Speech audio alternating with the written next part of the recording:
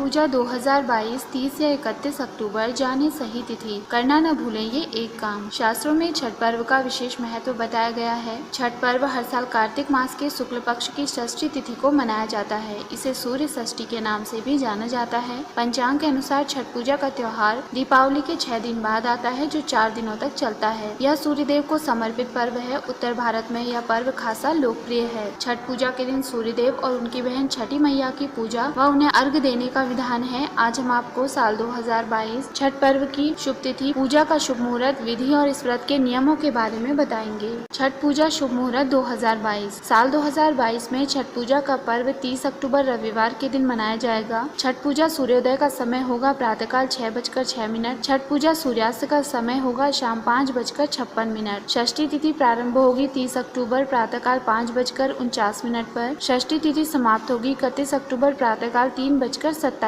पर। नहाय खाय की तिथि होगी 28 अक्टूबर शुक्रवार। खरना की तिथि होगी 29 अक्टूबर शनिवार। उषा अर्घ और व्रत का पारण होगा 31 अक्टूबर सोमवार को। पहला दिन नहाय खाय। छठ पर्व की पूजा 4 दिनों तक चलती है, इसीलिए इसे 4 दिवसीय उत्सव भी कहा जाता है। इस पर्व की शुरुआत कार्तिक शुक्ल पक्ष की चतुर्थी तिथि से होकर कार्तिक शुक्ल सप्तमी तिथि को इसका समापन किया जाता है। नहाय खाय छठ पूजा का पहला दिन होता है। इस दिन स्नान के बाद घर की साफ सफाई की जाती है और सात्विक भोजन ही ग्रहण किया जाता है। साल 2022 में छठ पर्व 28 अक्टूबर शुक्रवार के दिन नहाय खाय के साथ शुरू होगा। दूसरा दिन खरना। खरना छठ पूजा का दूसरा महत्वपूर्ण दिन होता है। यह कार्तिक मास की शुक्ल पक्ष की पंचमी तिथि होती है। इस दिन से ही निर्जल व्रत की शुरुआत होती है, यानी कि इस दिन व्रत रखने वाला व्यक्ति अन्न जल ग्रहण नहीं करता। इस दिन संध्या के समय छठी मैया का प्रसाद बनाया जाता है। तीसरा दिन संध्या अर्घ। छठ पूजा के तीसरे दिन शाम के समय सूर्य देव को अर्घ दिया जाता है। अर्घ देने के लिए बांस की टोकरी में फल, ठेकुआ, चावल से बने हुए लड्डू आदि चीजों से सूप सजाया जाता है और व्रत करने वाला व्यक्ति अपने परिवार के साथ संध्या काल के समय सूर्य भगवान को अर्घ देता है। सूर्य देव को जल और दूध का अर्घ देने के बाद सजाए गए सूप से छठी मैया की पूजा की जाती है। सूर्य उपासना के बाद छठी मैया के गीत गाकर व्रत कथा सुनी जाती है।